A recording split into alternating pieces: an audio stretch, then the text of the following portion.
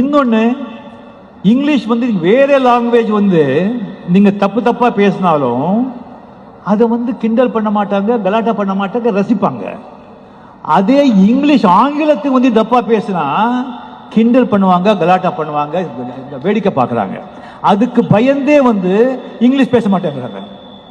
English பேச பேசதான் வரும், பேச பேசதான் வரும். தயவு செஞ்ச மாணவர்கள், உங்கள் கூட உங்க நண்பர்கள் கூட இங்கிலீஷ் பேச கத்துக்குங்க. அதுதான் உங்களுக்கு ஃபியூச்சர். உங்கள் தொழிலுக்கு அதுதான் வந்து உதவும்.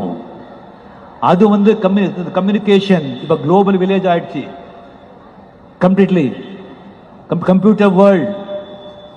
நீங்க ஆங்கிலம் கத்துக்கிட்டாதான் உங்க தொழில நீங்க முன்னேற முடியும். தமிழ் பேசினா மட்டும் தமிழ் வளராதுங்க.